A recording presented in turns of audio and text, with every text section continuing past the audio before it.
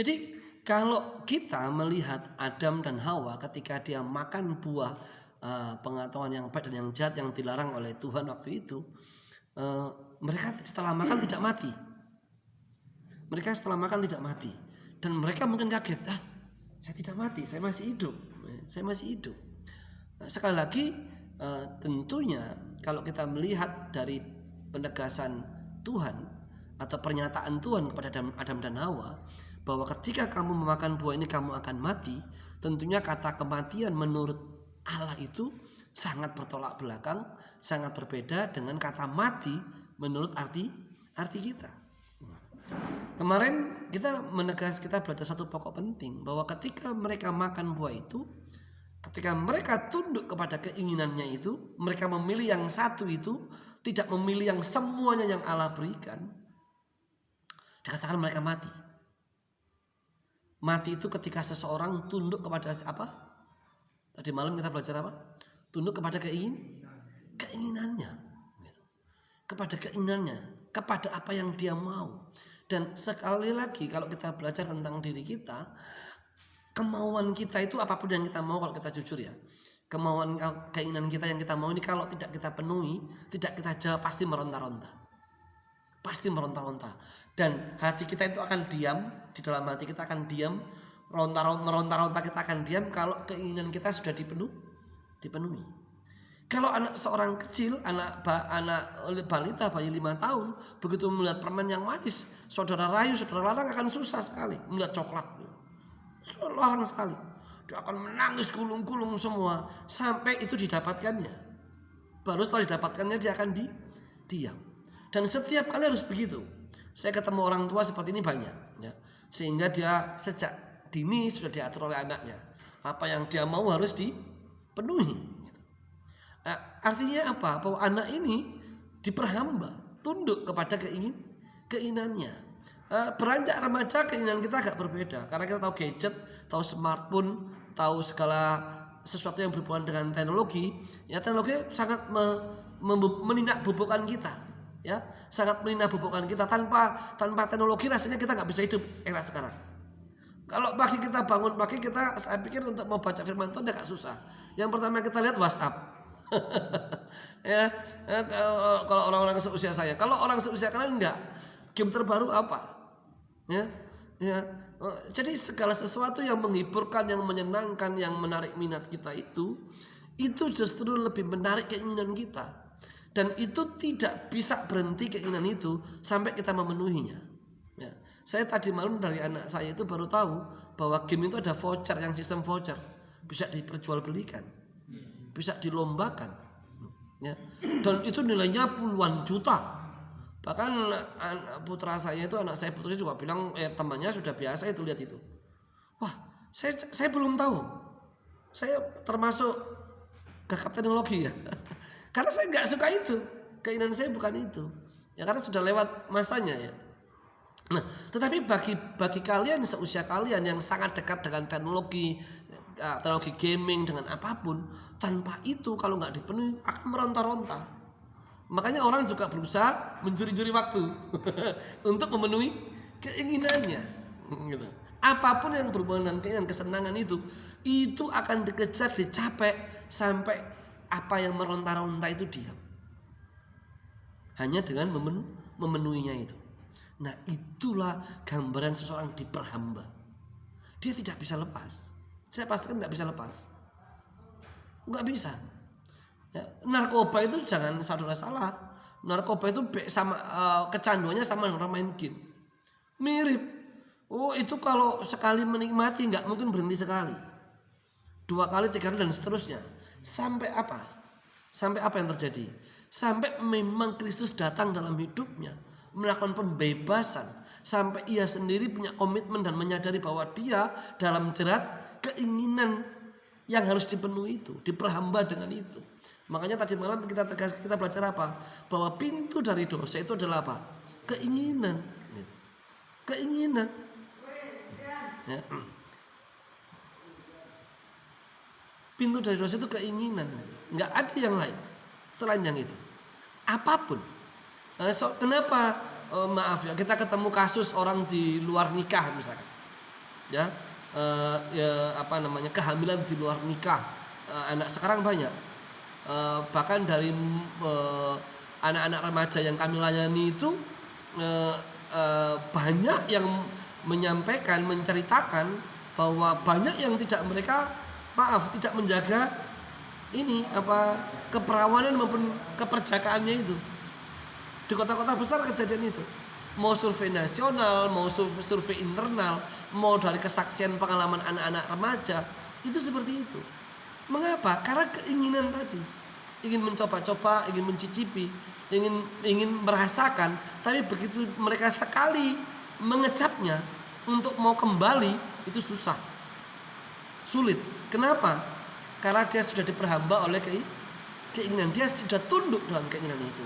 Makanya dosa maupun iblis bekerja di dalam keinginan itu.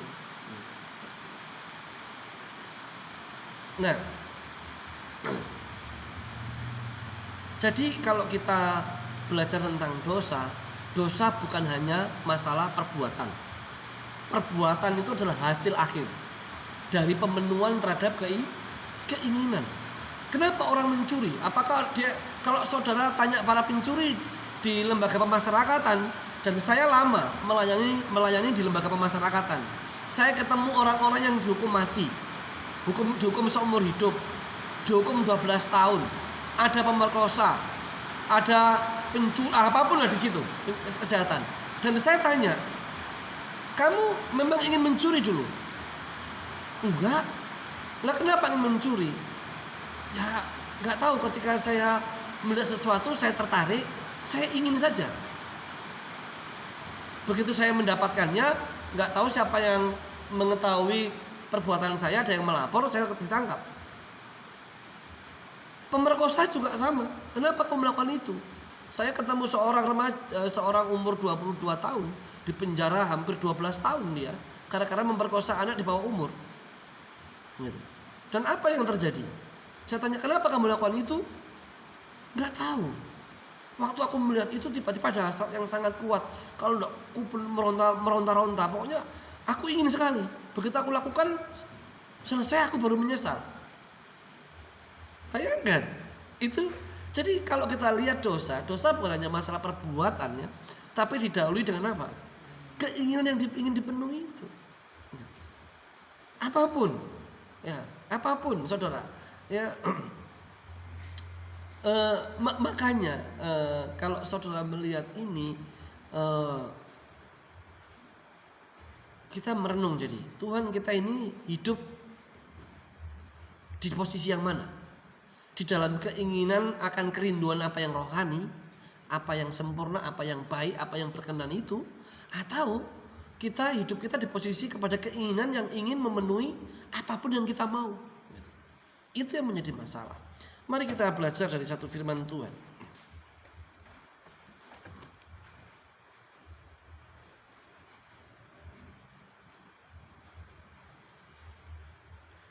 Kita baca di Filipi.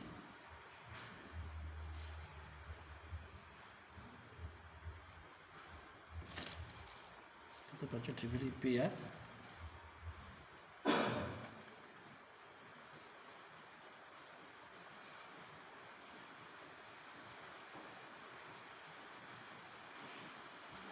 Filipi pasal 2, sudah ketemu? Yang bawa HP nggak bawa HP? Mana HP kalian? Pakai Alkitab? Nah? Oh, kamu bawa? Bawa? Sama, oke. Kita baca di Filipi pasal 2 ayat 3,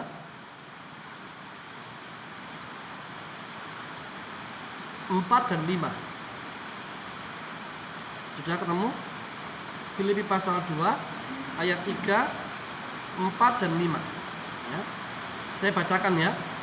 Dengan tidak mencari kepentingan sendiri atau puji-pujian yang sia-sia, sebaliknya hendaklah dengan rendah hati yang seorang menganggap yang lain lebih utama daripada dirinya sendiri. Dan janganlah tiap-tiap orang hanya memperhatikan kepentingannya sendiri, melainkan apa? Tetapi kepentingan orang lain juga. Ayat 5. Hendaklah kamu dalam hidupmu bersama menaruh apa? Pikiran dan perasaan yang terdapat juga dalam Kristus. Nah, dari 3 ayat ini ada satu kata penting yang mungkin dalam konteksnya itu menggunakan istilah lain tapi sangat mirip dan sama persis, yaitu menggunakan kata apa? Bukan keinginan tapi kata kepentingan. Keinginan itu kan kepentingan, kebutuhan yang mendasar, yang sangat penting menurut kita. Tetapi kita lihat tadi bahwa akar dari segala persoalan dosa itu karena keinginan atau kepentingan ini. Keinginan yang kita pandang sangat penting, kalau nggak dipenuhi, nggak dijawab, terus meronta-ronta, terus ingin dipenuhi, dan semua itu akan menjadi diam di dalam hati kita yang membara ini sampai apa yang kita pandang, yang kita inginkan dan penting ini terpenuhi. Tapi Paulus kepada jemaat di Filipi mengatakan, tanggalkan kepentinganmu itu, dialihkan sekarang kepada kepentingan orang lain. Itu satu perubahan. Kalau selama hidupmu ini adalah kepada kepentingan diri sendiri, dan itu adalah akar dari segala kejahatan, ya kan? Akar dari segala kejahatan untuk orang berbuat dosa, ya. Sekarang cara mengatasinya apa? Ya, tanggalkan itu. Letakkan kepentinganmu untuk kepentingannya orang lain, kebutuhannya orang lain. Dan tidak berhenti di situ. Dan hendaklah dalam hidupmu kamu menaruh pikiran dan perasaan yang sama seperti yang ada di dalam Kristus Yesus. Nah, kalau kita secara acak mengambil banyak ayat dalam firman Tuhan, baik kejatuhan hamba-hamba Tuhan di dalam perjanjian lama maupun perjanjian baru, itu dosa itu masuk melalui keinginan atau kepentingan ini, atau kebutuhan ini. Contohnya Daud jatuh dengan Batseba, kan? Melihat Batseba cantik ketika dia sedang mandi, dan Daud di atas soto rumah. Melihat kemolekan dan kecantikannya itu, di situ dikatakan apa? Daud apa? Menginginkan. Kenapa Yudas menyerahkan Yesus? Hanya demi apa? 30 keping perak. Karena dia menginginkan itu. Oh, kalau mungkin bagi kita apa ya 30 keping perak. Wah, tapi kalau misalkan dihitung kurs hari ini, 30 keping perak itu bukan nilai yang sedikit. Ya. Cuma sangat dangkal kalau demi 30 keping perak orang mau menyerahkan Yesus, sekalipun itu nilai kekayaannya menurut manusia besar, gitu. Tetapi kenapa Yudas melakukannya? Karena dia menginginkan itu. Dan kita lihat, bahkan kalau kita lihat Yudas seorang bendahara yang tidak jujur juga, kan? Tidak jujur juga. Sudah ada dasar dia menginginkan dunia, menginginkan harta itu. Dan tanpa sadar kita ini mengejarnya, dan itu terus meronta-ronta. Semakin kita tidak raih, belum raih, semakin kita meronta-ronta, ingin meraihnya. Wah, di sini nih beberapa kita kan pemakai dulu. Tanya gini teman-teman yang pernah pakai, iya kan? Kalau nggak terpenuhi, betul nggak? Mencari celah sekecil apapun agar terpenuhi, itu tidak gampang lepas dari itu. Tidak mudah. Sampai dia itu punya komitmen, tekad yang kuat, mau mengarahkan hati dan perasaannya itu kepada Kristus Yesus. Wah, itu perlu mujizat. Mujizatnya apa? Hanya kalau Kristus Yesus itu, hati dan perasaannya itu hadir dalam hidup kita.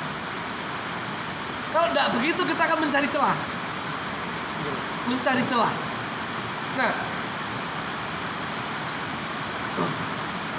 kita lihat banyak kasus, hampir semua kasus bahkan, bahwa dosa itu pintunya untuk masuk ke dalam diri kita hanya satu, melalui keinginan, melalui kepentingan tadi.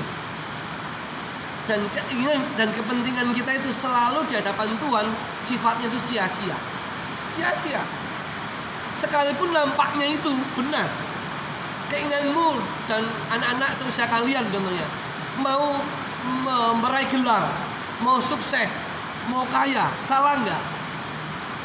Nggak salah. Sekilas itu tidak ada yang salah.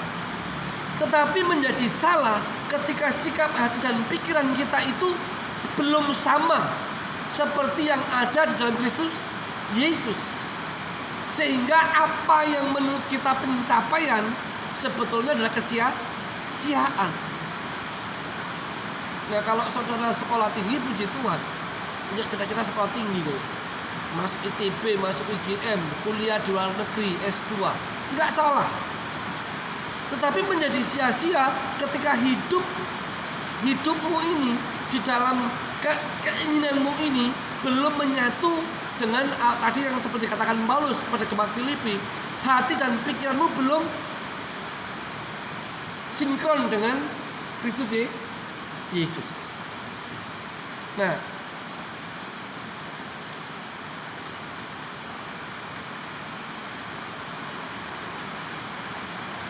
saudara, kalau saudara melihat ini begitu sangat penting, sangat utama,